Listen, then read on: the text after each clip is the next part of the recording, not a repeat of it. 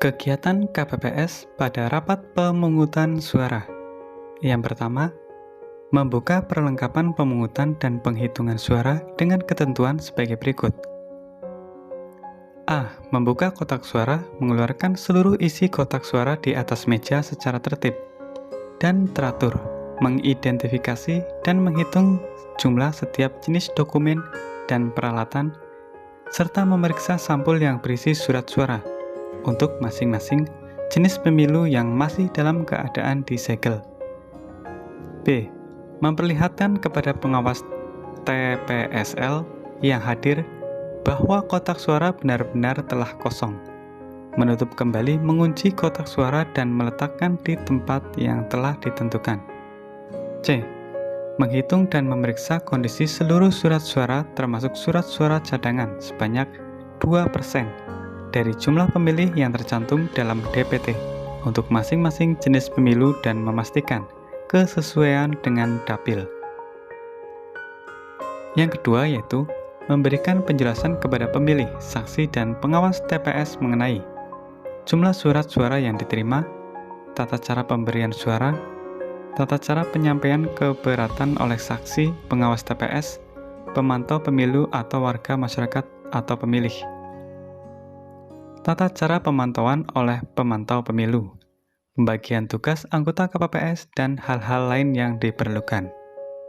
Penjelasan sebagaimana dimaksud pada huruf B disampaikan secara berkala sepanjang rapat pemungutan suara berlangsung. Tata cara pemberian suara oleh pemilih. Pemilih dalam memberikan suara di TPS mengikuti tata cara sebagai berikut. Yang pertama, pemilih perlu memastikan surat suara yang diterima telah ditandatangani oleh Ketua KPPS. Kedua, pemberian suara dilakukan dengan cara mencoblos menggunakan alat untuk mencoblos pilihan yang telah disediakan.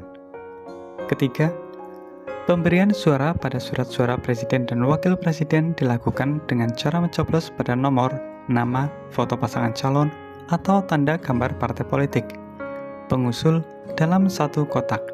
Dan pemberian suara pada surat suara DPR, DPRD Provinsi, DPRD Kabupaten atau Kota dilakukan dengan cara mencoblos pada nomor atau tanda gambar partai politik dan atau nama calon anggota DPR, DPRD Provinsi, DPRD Kabupaten atau Kota dalam partai politik yang sama.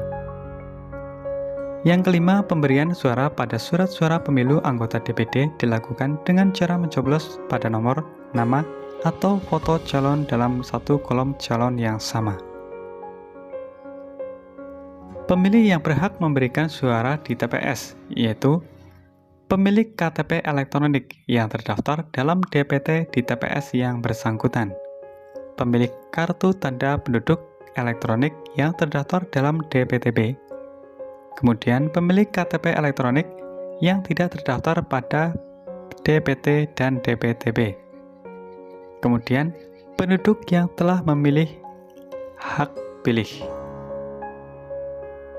Dalam hal pemilih belum memiliki KTP elektronik, pada hari pemungutan suara, pemilih dapat menggunakan surat keterangan telah dilakukan perekaman KTP elektronik yang diterbitkan oleh perangkat daerah yang menyelenggarakan urusan di bidang kependudukan dan catatan sipil.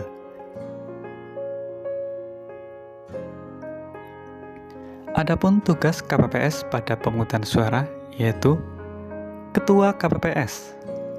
Sebagai anggota KPPS, ke-1 mempunyai tugas memimpin rapat pemungutan suara dan memberikan penjelasan mengenai tata cara pemberian suara serta menyiapkan dan menandatangani surat. KPPS kedua yaitu menerima dan mengurutkan surat pemberitahuan formulir atau model C pemberitahuan KPU, surat pindah memilih model A surat pemilih memilih KPU, dan KTP elektronik atau surat keterangan perekaman KTP elektronik bagi pemilih terdaftar dalam DPT, DPTB, dan DPK. Sebagai dasar pemilih mendapatkan surat suara sesuai jenis pemilu yang akan diberikan berdasarkan urutan kehadiran dan atau tugas lain yang diberikan oleh Ketua KPPS. Kemudian tugas KPPS ketiga yaitu mengumpulkan surat pemberitahuan formulir model C pemberitahuan KPU, surat pindah pemilih, model A surat pindah memilih KPU, setelah pemilih mendapatkan surat suara yang akan dicoblos dan atau tugas lain yang diberikan oleh Ketua KPPS. Kemudian tugas KPPS keempat yaitu meminta kepada pemilih untuk menunjukkan seluruh jari tangan pemilih dan memeriksa tanda khusus berupa tinta pada seluruh jari tangan pemilih. Kemudian, meminta kepada pemilih untuk menunjukkan KTP elektronik atau surat keterangan perekaman KTP elektronik beserta formulir model C pemberitahuan KPU, formulir model A surat pemindah memilih KPU,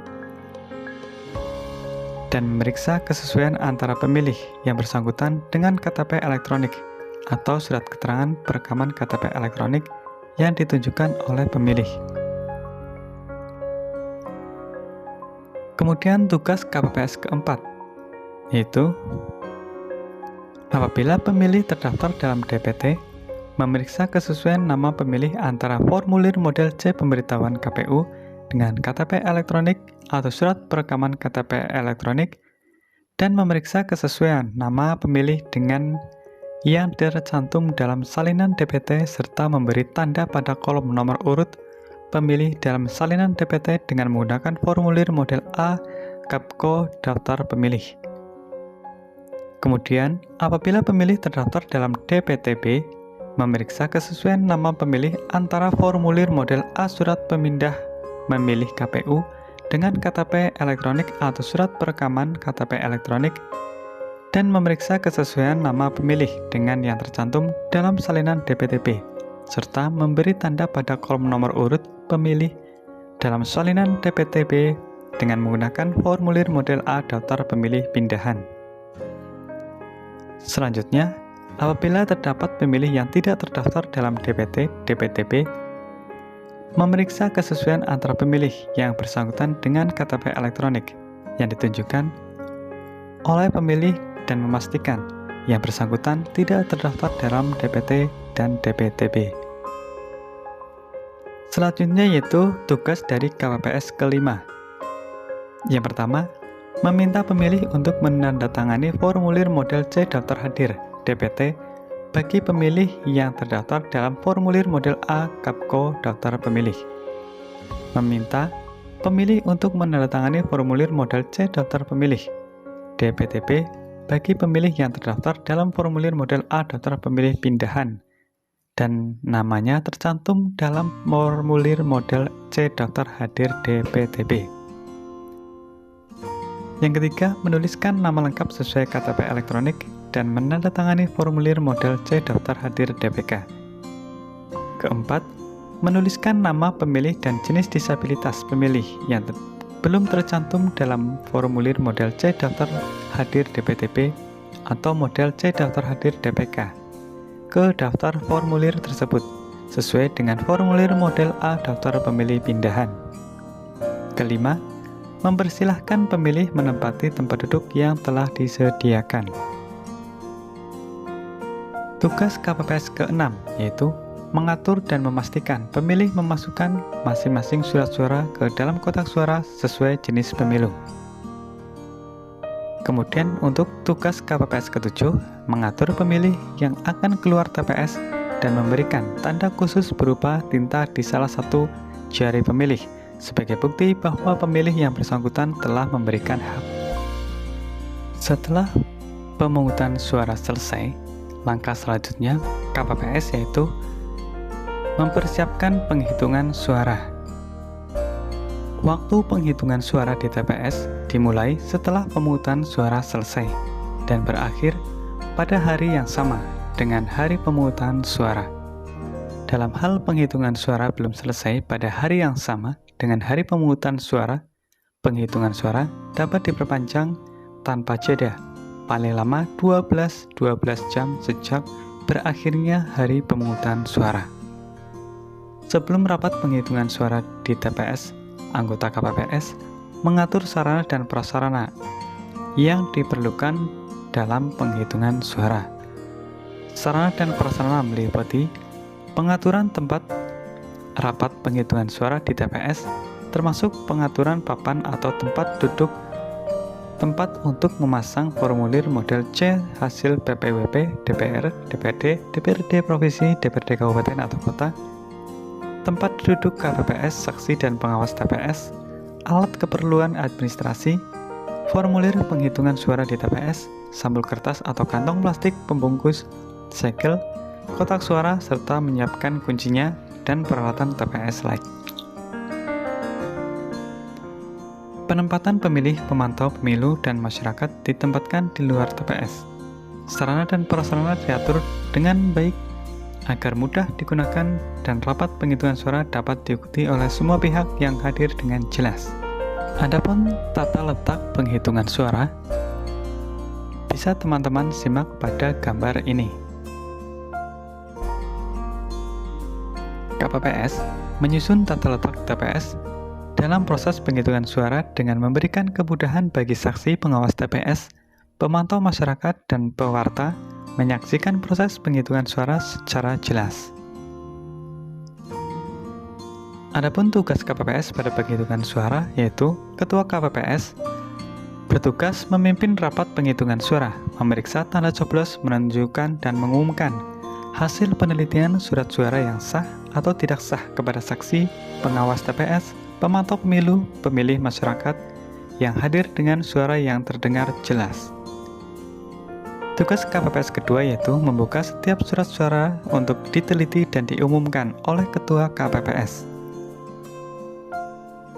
Tugas KPPS ketiga dan keempat yaitu mencatat hasil penelitian setiap lembar surat suara yang sudah diumumkan oleh Ketua KPPS ke dalam formulir model C hasil sesuai jenis pemilu, dan memeriksa dan memastikan hasil pencatatan sesuai dengan hasil yang diumumkan oleh Ketua KPPS. Tugas KPPS kelima yaitu melipat kembali surat suara yang telah diteliti dan diumumkan oleh Ketua KPPS untuk masing-masing jenis pemilu. Kemudian, tugas KPPS ke-6 dan KPPS ke-7 yaitu menyusun, mengelompokkan, dan mengikat dengan sekaret surat suara yang sudah diteliti dan diumumkan, surat suara yang dinyatakan sah untuk masing-masing peserta pemilu, dan surat suara yang dinyatakan tidak sah.